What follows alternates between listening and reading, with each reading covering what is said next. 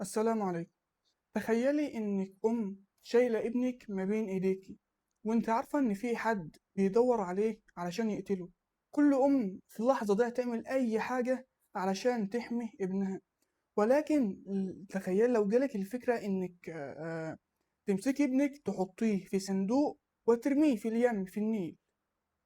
يعني ايه الافكار مثلا اللي هتكون بتدور في دماغك؟ هو هيحصل له ايه؟ طب هيروح فين؟ طب هيعيش ولا هيموت؟ طب هيغرق ولا لا؟ دي كلها الافكار اللي هتيجي في دماغك اكيد يعني. ام موسى كانت في الموقف ده بالظبط. فرعون كان بيمسك الاطفال بتوع بني اسرائيل كلهم يقتلهم، وام موسى اتحطت في هذا الموقف. وربنا اراد لسيدنا موسى شيء عظيم جدا، ولكن شوف الطريقه. وأوحينا إلى أم موسى أن أرضعيه. يعني أول حاجة رضعيه علشان هو ما يجوعش. يعني تحس بالأمومة شوية، يعني مش أول ما يجي أول ما يتولد ربنا يعني يأخذه منها على طول، تحس بالأمومة شوية. وأوحينا إلى أم موسى أن أرضعيه. ولكن إيه اللي بعد كده؟ فإذا خفت عليه فألقيه في اليم. يعني لو إحنا بنبص عليها كده بالعين المجردة، فإذا خفت عليه مثلا فخذيه في حضنك، إذا خفت عليه مثلا حطيه في مكان آمن. ولكن وإذا خفت عليه فألقيه في اليم. فتخيل الجملة دي على قلب أم. فإذا خفت عليه فألقيه في اليم. يعني هي بالنسبة لها إن اليم ده أو النيل يعني هو أخطر حاجة على الطفل. الطفل طب لو مية دخلت الصندوق هينجو من كده إزاي؟ يعني دي أخطر حاجة. ولكن ربنا قال لها فإذا خفت عليه فألقيه في اليم ولا تخافي ولا تحزني. ربنا طمنها: ولا تخافي ولا تحزني إنا رادوه إليك وجاعلوه من المرسلين. ربنا قبل يعني قبل ما هي ترمي ابنها في النيل، ربنا أخبرها بنهاية القصة: ولا تخافي ولا تحزني إنا ردوه إليك وجاعلوه من المرسلين. إنا ردوه إليك، ابنك هيرجع لك، وكمان هيبقى له شأن عظيم جدا وجاعلوه من المرسلين. ولكن يعني هي كأي عقل أم، كأي عقل بشري مش قادرة تتصور يعني ده هيحصل إزاي. فاهم إزاي؟ ودي النقطة اللي أنت ممكن تكون محتاجها في فيديو النهاردة.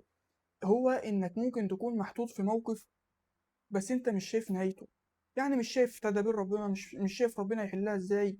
ولكن الله عز وجل يرى ويعلم نهاية الموقف، ويرى ويعلم كيف يدبر تلك الحلول لهذا الموقف اللي انت فيه.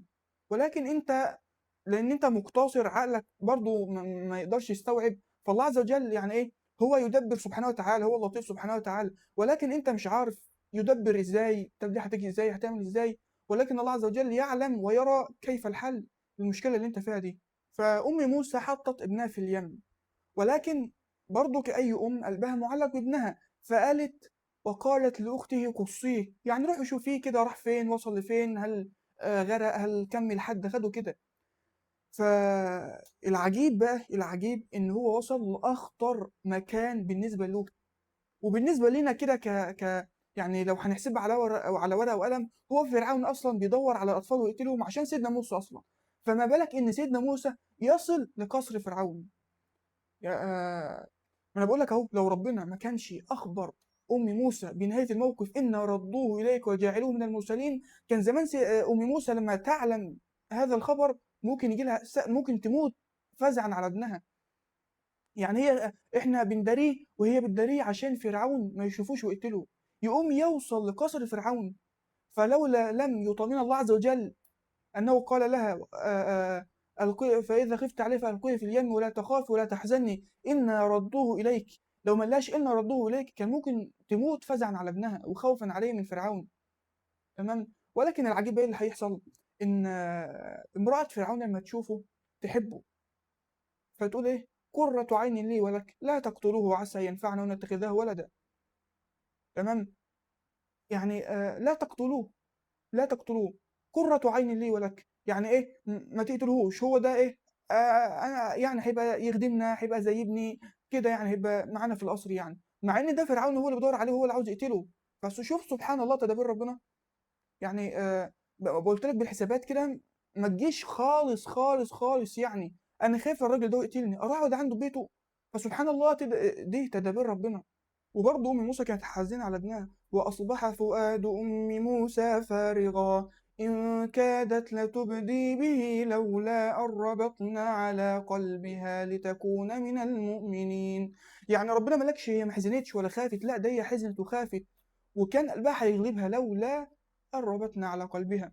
وهنا معنى برضه إنك الإيمان مش معناه إنك ما تخافش ولا تحزن لما تقع في ضيق ولا إن قلبك يكون حجر، لا تخاف وتحزن، ولكن تثق في تدابير ربنا، تثق أن الله عز وجل ربط على قلبك، تثق أن الله عز وجل يدبر أمرك سبحانه وتعالى. وما من دابة إلا على الله رزقها ويعلم مستقرها ومستودعها. ما تخافش على رزقك، ما تخافش على عيالك، ما تخافش على ده كله، ولكن طبعا ده كله بتقوى الله عز وجل وأن يستقر الإيمان في قلبك. تمام. وشوف تدابير ربنا علشان سيدنا موسى عليه السلام يرجع إلى أمه. إيه اللي حصل؟ وحرمنا عليه المراضع من قبل. سيدنا موسى مش قابل أي مرضعة، عمال يعيط جعان، طفل جعان، فهم يقدموا له المرضعة دي ودي ودي ودي ودي، هو مش قابل أي حد خالص. سبحان الله العظيم مش قابل. فأخته تكون هناك وتقول إيه: هل أدلكم على أهل بيت يكفلونه لكم وهم له ناصحون؟ أقول لكم على حد هو يقبله وهم كمان هيعرفوا ربه، على أهل بيت يكفلونه لكم وهم له ناصحون. مين بقى؟ فرددناه إلى أمه كي تقر عينها ولا تحزن ولتعلم أن وعد الله حق ولكن أكثر الناس لا يعلمون.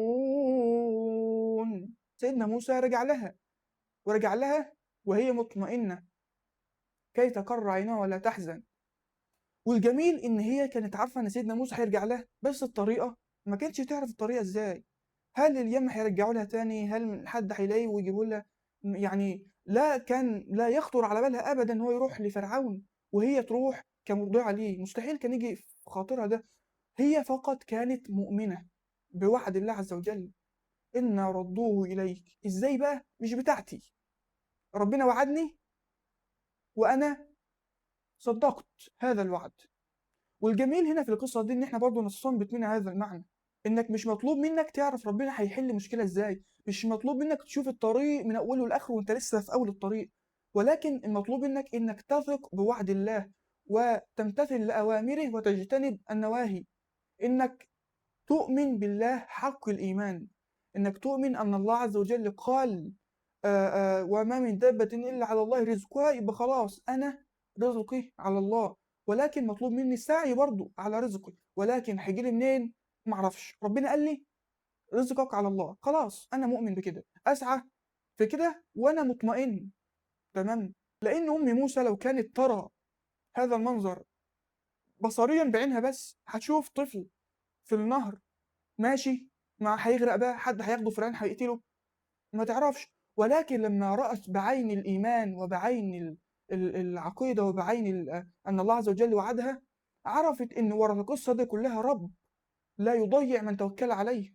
فلو أنت خايف مثلا في أمر أو حاجة أنت فيها دلوقتي وخايف، ثق بالله عز وجل. قوم كده اتوضى وصلي لك ركعتين كده وادعي الله عز وجل أن يدبر الأمر ده فيما هو خير لك. يعني وظننا في الله طبعا أنه لن يضيعنا. وافتكر قصة أم موسى، وقفت على النيل، وقفت على اليم وألقت ابنها وما تعرفش إيه اللي هيحصل، ولكنها كانت مؤمنة أن الله عز وجل لن يضيعها أبدا. إن عبد الله ولن يضيعنا كما قال النبي صلى الله عليه وسلم. تمام. فأنت ثق بوعد الله وقول: يا رب يا رب أنا لا أملك من الأمر شيء وأنت تملك كل شيء، فتركت لك الأمر، توكلت عليك يا رب، وأنت نعم المولى ونعم النصير، وأنت حسبي وحسبنا الله ونعم الوكيل. فأنت نعم الوكيل يا رب، تركت أمري عليك وإن شاء الله ربنا هيحلها. ولكن برضه بتاخد بالأسباب لأن هي مش هتتحل كده، أنت تاخد بالأسباب. يعني سيدنا نوح والله عز وجل قادر ان هو ينجيه ولكن خد بالاسباب، بنى السفينه.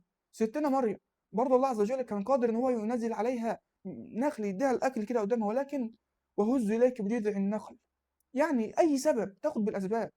تمام. وثق بيكون الله، وثق بالله، وثق بوعد الله عز وجل، وان شاء الله خير خير خير جاي انت ما تعرفش عنه حاجه ولكن الله عز وجل يعلمه.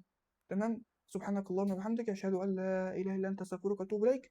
والسلام عليكم ورحمه الله وبركاته.